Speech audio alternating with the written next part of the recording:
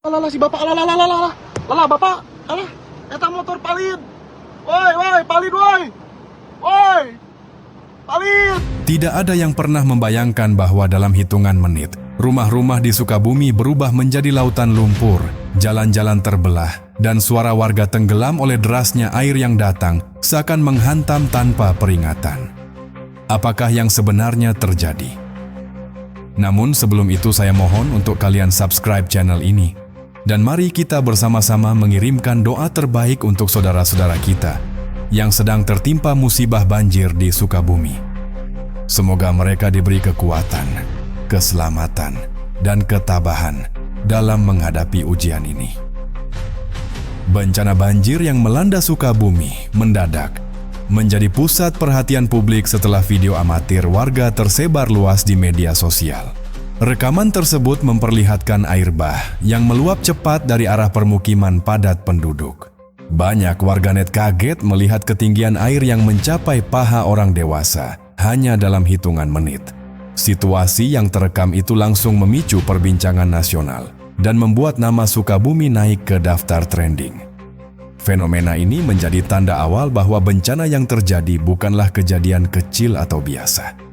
Dalam hitungan jam, media lokal hingga nasional mulai mengangkat peristiwa ini ke headline utama. Jurnalis dan relawan digital berlomba-lomba memberikan laporan cepat dari lapangan. Warga sekitar pun mengirimkan foto dan video tambahan yang memperlihatkan derasnya arus air di gang pemukiman. Setiap unggahan baru membuka sudut pandang yang semakin jelas mengenai skala kejadian. Dari berbagai bukti visual itu, publik menyadari bahwa banjir kali ini adalah yang paling parah dalam beberapa tahun terakhir di wilayah tersebut. Reaksi publik menguat setelah muncul keterangan warga yang menyebut banjir ini sebagai yang terburuk sepanjang hidup mereka. Kesaksian tersebut mempertegas bahwa bencana ini bukan hanya peristiwa rutin akibat musim penghujan. Narasi warga menggambarkan bagaimana air naik dengan kecepatan yang tidak pernah mereka alami sebelumnya. Banyak orang merasa situasi ini patut diselidiki lebih dalam untuk mengetahui apa yang sebenarnya memicu peningkatan intensitas banjir. Nada kekhawatiran pun terdengar dalam hampir setiap testimoni yang muncul. Beberapa organisasi kebencanaan langsung mengonfirmasi bahwa banjir disebabkan oleh curah hujan ekstrim pada Jumat, 5 Desember 2025. Informasi itu cepat beredar dan menjadi dasar pemberitaan awal mengenai penyebab bencana. Namun, laporan lanjutan mengindikasikan adanya faktor-faktor tambahan yang memperparah situasi. Publik mulai menaruh perhatian pada isu pendangkalan sungai dan buruknya drainase di beberapa titik. Kombinasi berbagai faktor ini membuat banjir Sukabumi menjadi topik investigasi nasional. Perbincangan semakin memanas ketika sejumlah ahli meteorologi memberikan penjelasan mengenai pola cuaca ekstrim yang melanda Jawa Barat. Mereka menyebut adanya awan konvektif tebal yang menjadi pemicu hujan berintensitas tinggi. Penjelasan ilmiah itu memberikan gambaran bahwa bencana ini tidak terjadi secara tiba-tiba. Masyarakat mulai memahami bahwa fenomena atmosfer yang tidak stabil berperan besar dalam kejadian tersebut. Namun demikian, pertanyaan tentang kondisi lingkungan di Sukabumi tetap menjadi fokus berikutnya. Unggahan mengenai kerusakan rumah warga ikut memperkuat gambaran skala bencana. Dalam salah satu foto, tampak tumpukan perabotan rumah tangga mengambang di sepanjang gang. Visual lain memperlihatkan warga yang berusaha menyelamatkan dokumen penting dari rumah yang terendam. Setiap potongan gambar menghadirkan cerita pilu yang menggugah empati publik. Situasi ini membuat banyak orang bersimpati dan bersedia mengirim bantuan kepada korban. Kantor berita regional mulai memetakan 3 titik lokasi yang terdampak paling parah. Salah satunya adalah Gang Haji Kholil di Kelurahan Selabatu yang menjadi pusat sorotan. Lokasi ini dinilai mengalami jenis banjir limpasan yang mengalir deras dari wilayah lebih tinggi. Data awal menunjukkan bahwa setidaknya 11 rumah mengalami kerusakan akibat terendam air. Informasi tersebut menjadi pembuka bagi analisis investigatif mengenai struktur lingkungan sekitar. Narasi awal yang disampaikan oleh pihak berwenang menekankan bahwa tidak ada korban jiwa dalam kejadian ini. Meskipun begitu, kerugian material yang dialami warga tidak dapat diabaikan begitu saja. Banyak keluarga kehilangan barang penting yang tidak sempat diselamatkan. Situasi itu menambah tekanan emosional bagi warga yang sudah lama tinggal di daerah tersebut. Cerita mereka menjadi fondasi pembukaan bagi laporan investigatif yang lebih mendalam. Hujan mulai turun sejak Jumat siang dan menjadi semakin deras menjelang sore hari. Pada awalnya, warga mengira hujan tersebut hanya bagian dari pola musim penghujan biasa. Namun, intensitasnya tidak menurun, bahkan setelah beberapa jam berlalu. Awan gelap menebal di langit Sukabumi, menandai bahwa cuaca sedang tidak baik-baik saja. Kondisi atmosfer yang tidak stabil menciptakan hujan berlapis tanpa jeda. Sejumlah warga melaporkan bahwa suara hujan terdengar lebih keras dari biasanya. Atap-atap rumah dipenuhi gemuruh air yang jatuh tanpa henti. Beberapa selokan kecil mulai meluap dan mengalir deras ke jalan-jalan sekitar. Warga yang tinggal dekat sungai mulai merasakan kekhawatiran itu pada sore menjelang malam. Mereka menyadari bahwa tanda-tanda banjir mulai terlihat lebih cepat daripada biasanya. Saat malam tiba, intensitas hujan mencapai puncaknya. Warga yang sedang beristirahat mendengar suara air yang semakin mendesak ke arah pemukiman. Tidak sedikit yang keluar rumah untuk memeriksa kondisi sekitar. Lampu jalan tampak memantulkan bias air yang terus naik. Beberapa saksi menyebut momen itu sebagai awal dari kepanikan yang belum pernah mereka alami. Sementara itu, sungai-sungai kecil di sekitar pemukiman tidak mampu lagi menahan debit air yang masuk. Aliran air meluap secara tiba-tiba dan mengalir ke arah gang sempit. Arus yang deras membuat beberapa warga sulit bergerak cepat untuk mengamankan barang-barang mereka. Situasi ini diperburuk oleh drainase yang tersumbat oleh sampah. Dalam hitungan menit, air sudah setinggi lutut di beberapa titik. Petugas keamanan desa mulai melakukan pengecekan ke beberapa area rawan. Mereka berusaha mengingatkan warga agar bersiaga dan mengamankan barang penting. Namun derasnya air membuat proses evakuasi mandiri semakin sulit dilakukan. Banyak warga yang harus memilih untuk menyelamatkan keluarga terlebih dahulu dibandingkan perabot rumah. Ketegangan mulai terasa di hampir seluruh permukiman. Beberapa keluarga melaporkan bahwa air masuk melalui pintu depan dan belakang secara bersamaan. Tekanan air sangat kuat sehingga mereka kesulitan untuk menutup pintu. Perabotan rumah tangga mulai mengambang dan terbawa arus. Bunyi barang-barang yang bertabrakan semakin mempertegas situasi darurat yang sedang berlangsung. Semua kejadian itu terjadi dalam durasi yang jauh lebih cepat dari perkiraan warga. Ketika listrik mulai mengalami gangguan, suasana di lingkungan permukiman semakin mencekam. Sebagian wilayah sempat mengalami pemadaman demi menjaga keamanan warga. Dalam gelap, warga hanya mengandalkan senter untuk melihat kondisi sekitar. Arus air yang deras membuat banyak orang enggan keluar rumah. Kondisi inilah yang memperkuat kepanikan di tengah masyarakat. Hingga larut malam, hujan tidak menunjukkan tanda-tanda mereda. Situasi yang terus memburuk membuat beberapa warga menghubungi petugas BPBD. Laporan demi laporan masuk hampir bersamaan dari berbagai lokasi. Tim gabungan pun mulai bersiap untuk turun ke lapangan. Kronologi inilah yang menggambarkan bagaimana banjir terjadi dengan sangat cepat dan tidak memberi waktu bagi warga untuk bersiap. Wilayah yang terdampak paling parah di kota Sukabumi adalah Gang Haji Kholil, Kelurahan Selabatu, Kecamatan Cikole. Lokasi ini dikenal sebagai area permukiman padat dengan akses jalan yang sempit. Ketika banjir limpasan datang, aliran air langsung mengarah ke gang tersebut tanpa hambatan. Warga terkejut melihat bagaimana air naik dalam hitungan menit. Banyak dari mereka tidak sempat menyelamatkan barang berharga.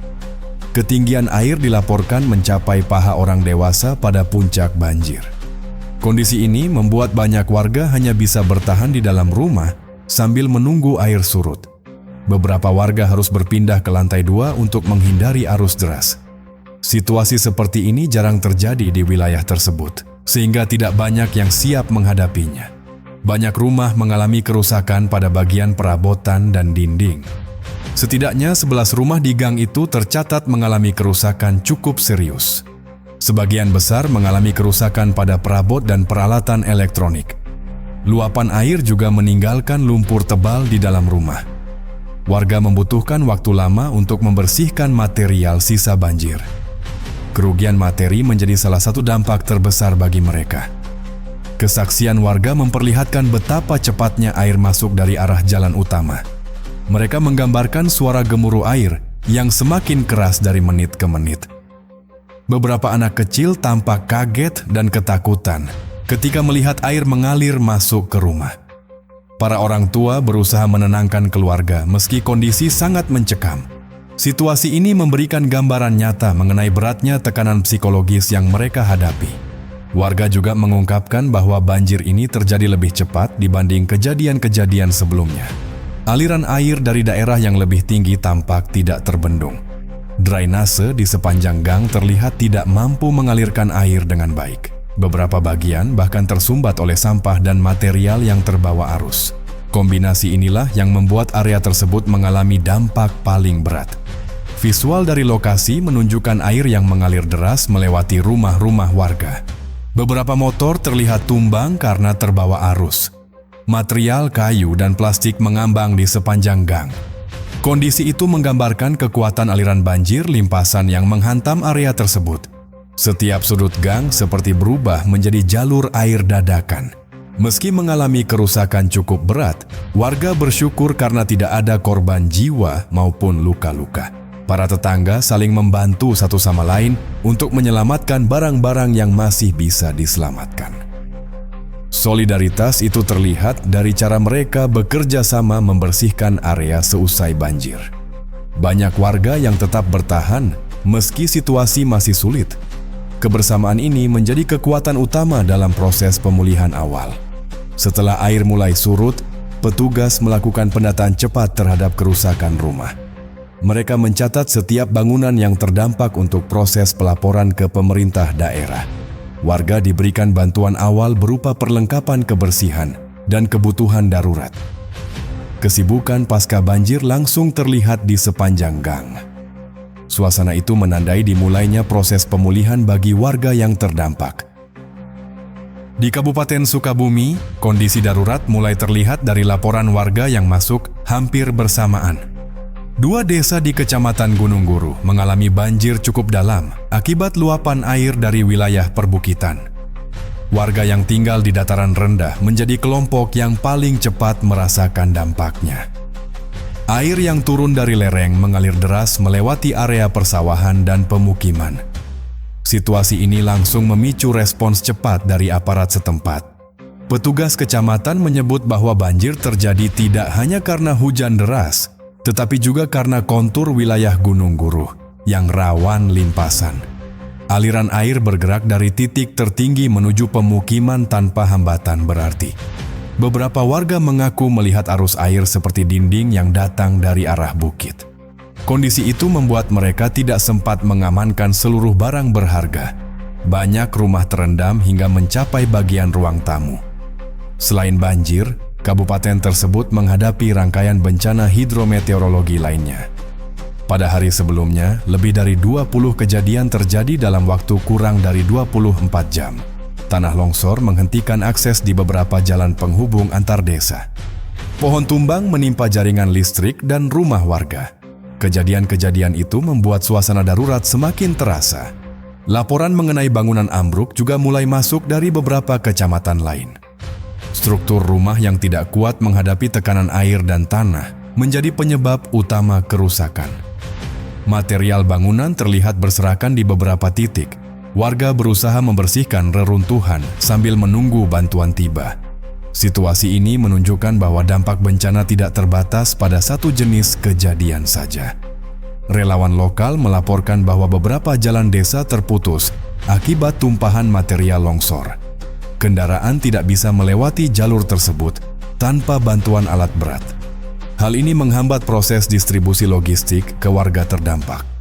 Banyak orang harus berjalan kaki melewati jalur berlumpur untuk mencari bantuan. Kondisi itu memperlihatkan betapa beratnya tantangan yang dihadapi petugas. Di beberapa lokasi, sekolah dan fasilitas umum terpaksa ditutup sementara. Air yang menggenangi area sekitar membuat kegiatan masyarakat tidak dapat dilanjutkan. Anak-anak yang biasanya belajar terpaksa tinggal di rumah demi keamanan. Guru dan aparat desa bekerja sama untuk memastikan keselamatan seluruh siswa. Situasi ini menjadi pukulan bagi aktivitas harian masyarakat setempat. Warga Gunung Guruh juga menghadapi gangguan pasokan listrik akibat pohon tumbang. PLN setempat mengirimkan tim untuk memperbaiki instalasi yang rusak. Namun medan yang sulit membuat proses perbaikan berjalan lambat. Beberapa warga menggunakan lampu minyak sebagai penerangan darurat. Suasana gelap menciptakan rasa waspada tinggi di tengah masyarakat. Meskipun situasi darurat berlangsung di banyak titik, koordinasi antar instansi terus dilakukan untuk mempercepat penanganan. Petugas kecamatan, relawan, dan BPBD saling berbagi tugas di lapangan. Mereka memastikan warga terdampak menerima bantuan awal yang cukup. Informasi terkini terus diperbarui agar keputusan dapat diambil dengan cepat. Upaya ini menjadi pondasi penting dalam mengurangi dampak lanjutan bencana. Curah hujan ekstrem menjadi faktor utama yang memicu banjir besar di Sukabumi. Intensitas hujan yang tinggi berlangsung tanpa jeda selama berjam-jam. Awan konvektif tebal disebut sebagai pemicu utama turunnya hujan deras tersebut. Kondisi atmosfer yang tidak stabil memperburuk situasi sepanjang hari. Fenomena ini menjadi dasar analisis awal tim meteorologi. Selain faktor cuaca, pendangkalan sungai menjadi salah satu penyebab aliran air meluap lebih cepat. Penumpukan sedimen dan sampah membuat kapasitas sungai menurun drastis. Aliran air tidak bisa bergerak bebas sehingga naik ke permukaan. Dampaknya langsung terasa pada permukiman sekitar. Situasi ini menunjukkan bahwa perawatan sungai masih menjadi pekerjaan besar. Tim ahli menyebut bahwa penyempitan jalur sungai di beberapa titik juga memberi kontribusi signifikan. Banyak bangunan yang berada terlalu dekat dengan bantaran sungai. Kondisi ini membuat aliran air kehilangan ruang untuk mengalir secara normal. Ketika debit meningkat, air meluap tanpa hambatan.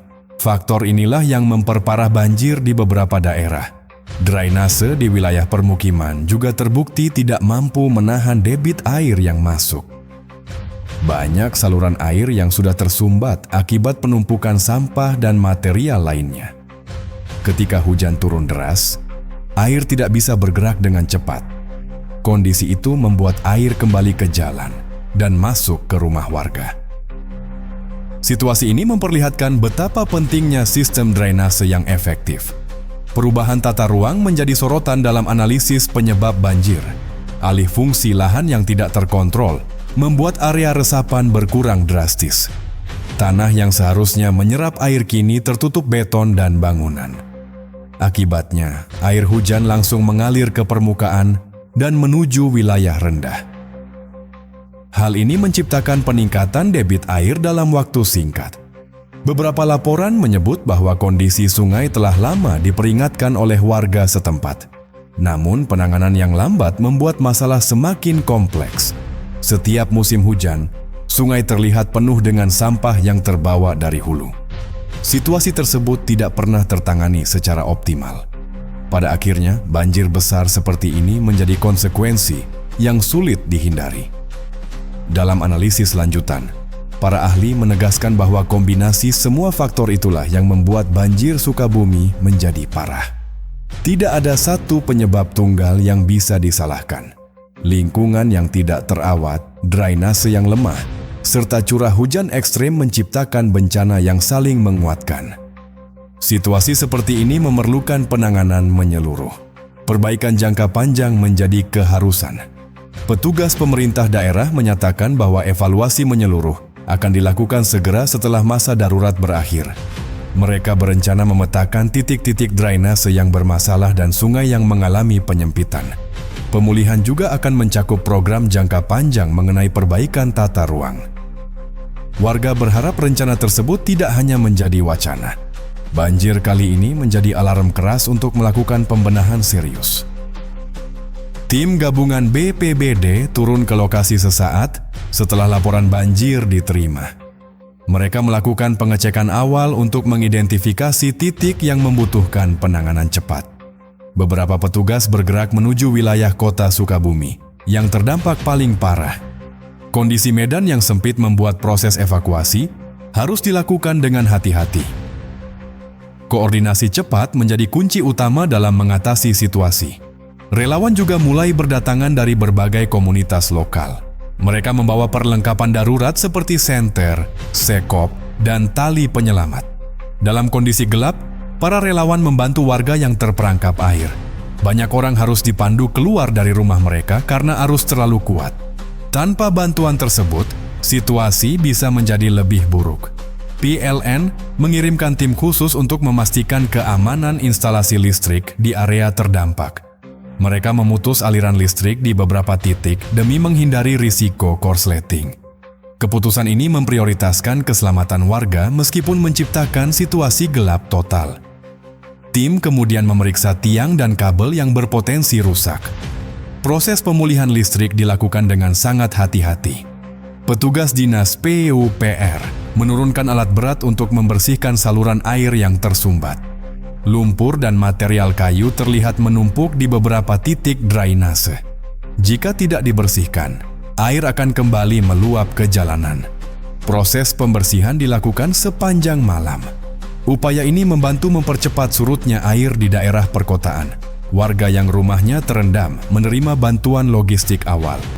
Bantuan tersebut berupa makanan cepat saji, air bersih, dan perlengkapan kebersihan.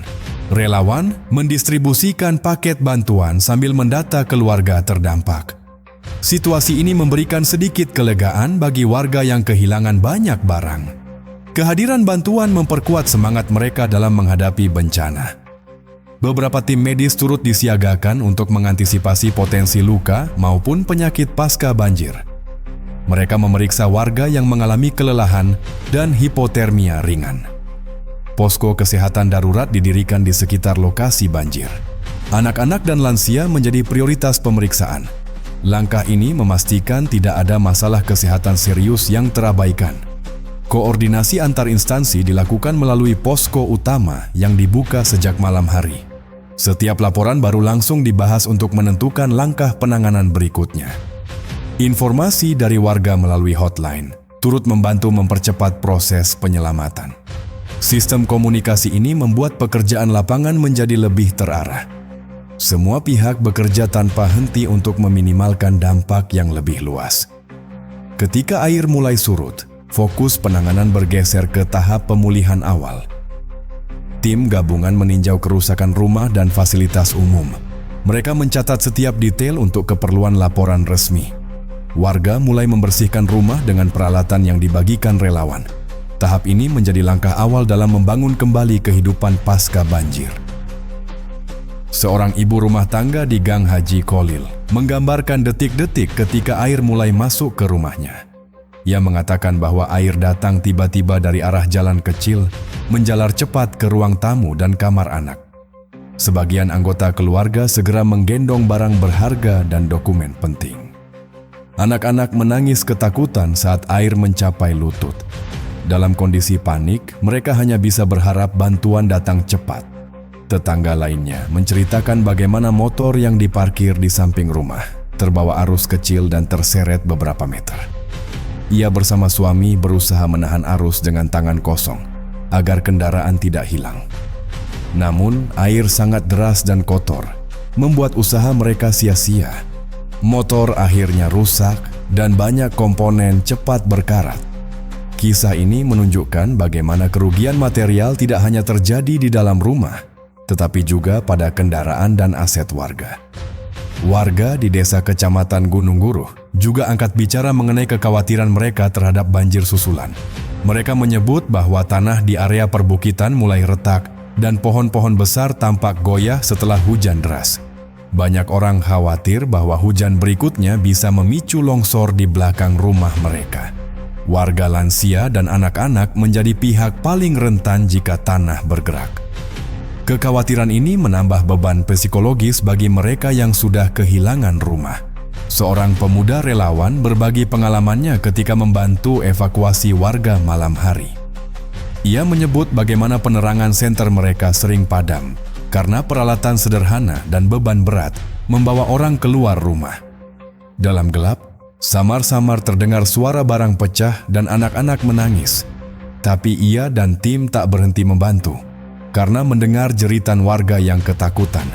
Keberanian warga biasa itu memberi wajah kemanusiaan di tengah bencana. Seorang guru sekolah dasar mengungkapkan kecemasan orang tua murid saat sekolah terpaksa ditutup. Banyak anak datang ke rumah guru meminta kepastian kapan mereka bisa kembali belajar. Orang tua mengaku bingung karena sebagian besar rumah mereka rusak atau masih berantakan. Mereka khawatir pendidikan anak-anak terhenti terlalu lama akibat bencana. Tekanan emosional ini menambah beban bagi orang tua di tengah pemulihan rumah tangga. Seorang warga lansia di Gunung Guruh bercerita bagaimana ia nyaris kehilangan dokumen penting dan surat warisan keluarga. Saat air naik, ia dan keluarga segera mengangkat tumpukan dokumen ke atas lemari, berharap aman. Namun air membawa debu, kotoran, dan lumpur hingga ke sudut rumah. Banyak kertas rusak dan tidak bisa dibaca lagi. Kisah ini menggambarkan bahwa dampak banjir bukan sekadar fisik, melainkan juga kehilangan berkas penting bagi keluarga. Warga muda lainnya menyampaikan rasa frustrasi terhadap sistem drainase lokal yang menurut mereka sudah lama rusak. Ketika banjir terjadi, mereka berharap saluran air berfungsi. Ternyata sebagian besar saluran tersumbat sampah dan sedimen. Mereka merasa diabaikan karena komplain sebelumnya tak ditindaklanjuti. Dalam hati, banyak yang bilang bahwa bencana ini bukan murni karena alam, melainkan kombinasi alam dan human error. Kesaksian ini makin memperkuat tuntutan agar pemerintah dan masyarakat bersama memperbaiki sistem tata air. Meski trauma dan kehilangan besar, muncul pula kisah solidaritas yang mengharukan. Warga yang tidak terdampak ikut membantu mengungsi keluarga tetangga dan menyediakan makanan serta selimut darurat. Relawan lokal bersama warga membersihkan sisa banjir, sambil tertawa kecil dan saling memberi semangat. Anak-anak yang awalnya menangis, kini bermain kecil-kecilan di sela sisa air sambil membantu memungut sampah. Ada harapan bahwa kebersamaan ini bisa menjadi dasar rekonstruksi komunitas. Suara-suara nyata ini memberi wajah manusia di balik angka dan laporan resmi. Sejumlah wilayah rawan di kaki bukit masih terpantau gelap dan lembab beberapa hari setelah air surut. Lumpur mengering di halaman dan jalan, namun retakan kecil di tanah masih terlihat di banyak lokasi. Warga khawatir bahwa hujan berikutnya yang sering dijanjikan oleh ramalan cuaca bisa memicu pergerakan tanah. Situasi ini membuat banyak keluarga enggan kembali ke rumah mereka. Rasa takut terhadap longsor dan banjir susulan menghantui pikiran banyak orang. Beberapa titik tebing yang sebelumnya tertutup pepohonan kini tampak gundul akibat kalap menebang pohon di masa pembangunan. Tanah yang dulunya stabil kini mudah longsor ketika hujan turun deras lagi. Warga lokal menyebut bahwa perubahan penggunaan lahan telah mengurangi kemampuan resapan air dan memperparah aliran limpasan. Derasnya debit saat hujan kini langsung mengalir ke pemukiman tanpa tertahan. Imbauan mitigasi darurat pun muncul dari berbagai pihak agar penebangan pohon harus dihentikan segera. Aktivitas ekonomi warga kecil ikut tersendat setelah bencana. Warung-warung di sekitar area terdampak banyak yang rusak atau belum bisa dibuka. Beberapa petani kecil kehilangan hasil panen karena lahan pertanian tergenang lumpur. Distribusi logistik ke desa-desa terpencil tertunda karena akses jalan yang rusak akibat longsor. Kondisi ini menambah beban ekonomi masyarakat yang sebelumnya sudah rentan. Pemerintah daerah mulai memperhitungkan biaya rekonstruksi dan rehabilitasi lingkungan. Peta wilayah rawan banjir dan longsor sedang disusun ulang. Proyek perbaikan drainase dan normalisasi sungai sudah mulai direncanakan bersama warga. Namun, beberapa pihak menilai bahwa rencana ini harus melibatkan partisipasi aktif masyarakat agar hasilnya berkelanjutan. Diskusi publik mulai digelar untuk menentukan prioritas perbaikan. Relawan dan komunitas lokal mengusulkan program edukasi mitigasi bencana bagi warga. Mereka menekankan pentingnya menjaga kebersihan sungai dan saluran air, serta tidak membuang sampah sembarangan. Edukasi ini dianggap krusial, terutama menjelang musim hujan berikutnya. Warga muda dan orang tua diajak bersama untuk merawat lingkungan. Kesadaran komunitas diharap menjadi benteng pertama menghadapi potensi bencana ulang. Beberapa warga mengungkap rasa kecewa terhadap lambatnya bantuan dari pihak tertentu. Mereka merasa bahwa prioritas harus diberikan pada wilayah terpencil dan paling membutuhkan. Suara itu muncul terutama dari desa-desa di lereng bukit yang aksesnya sulit. Kritik mereka menyebut bahwa distribusi bantuan kadang tidak merata dan kurang transparan. Situasi ini memicu debat kecil di antara warga dan relawan. Ahli lingkungan memperingatkan bahwa jika tidak ada tindakan segera, kejadian sama bisa terulang. Mereka menekankan perlunya rehabilitasi kawasan hulu sungai, reboisasi, serta revitalisasi sistem drainase. Tanpa langkah itu, perubahan pola curah hujan akibat perubahan iklim bisa memperburuk risiko bencana. Warga dan pemerintah diimbau untuk bekerja sama dalam mitigasi jangka panjang. Ancaman susulan menjadi skenario nyata jika mitigasi dilewatkan. Terdapat harapan dari banyak pihak bahwa bencana ini menjadi titik balik bagi tata ruang dan kesadaran lingkungan di Sukabumi. Namun harapan itu hanya bisa terwujud jika setiap elemen, warga, pemerintah, relawan, mengambil bagian aktif. Komitmen bersama menjadi kunci agar lekas bangkit dan membangun sistem tangguh terhadap bencana. Bukan hanya memperbaiki rumah dan jalan, tetapi juga memperbaiki cara hidup bersama lingkungan. Dengan tekad itu, masyarakat berharap bencana besar tak lagi menjadi momok. Kejadian banjir besar di Sukabumi menjadi pengingat nyata bahwa alam bisa berubah sewaktu-waktu ketika kita lengah. Warga mulai menyadari pentingnya menjaga daerah aliran sungai serta lingkungan sekitar rumah mereka. Kesadaran kolektif ini muncul dari rasa kehilangan dan pengalaman langsung. Tidak lagi hanya mengandalkan pemerintah, tetapi juga gotong royong komunitas. Ruang dialog tentang mitigasi dan adaptasi segera dibuka luas. Beberapa keluarga yang terdampak menyatakan tekad untuk memperbaiki rumah mereka dengan konstruksi yang lebih aman. Mereka berencana menaikkan lantai rumah, memperkuat dinding, dan menjaga saluran pembuangan air. Ide ini muncul dari pelajaran keras saat air bah melanda. Bagi mereka, rumah bukan sekadar tempat tinggal, melainkan juga benteng dari ancaman alam. Komitmen ini mencerminkan kesungguhan warga untuk bangkit lebih kuat. Pemerintah daerah menyatakan bahwa evaluasi tata ruang dan sistem drainase akan menjadi prioritas. Mereka berjanji menggandeng masyarakat dalam perencanaan dan pelaksanaan. Transparansi dalam pengerjaan dan pelaporan juga akan dijalankan agar tidak terjadi kelalaian seperti sebelumnya. Rencana ini mendapat sambutan positif dari komunitas lokal. Banjir kali ini diharapkan menjadi momentum pembenahan struktural. Relawan dan organisasi masyarakat sipil memprakarsai program lingkungan, bersih sungai, tanam pohon, dan edukasi mitigasi bencana. Program ini akan menyasar sekolah dan pemuda sebagai agen perubahan. Tujuannya agar generasi mendatang lebih sadar terhadap pentingnya menjaga lingkungan. Kesadaran kolektif diharapkan tumbuh dari bawah, bukan sekadar imbauan resmi. Jika berhasil, Sukabumi bisa menjadi contoh daerah tangguh bencana.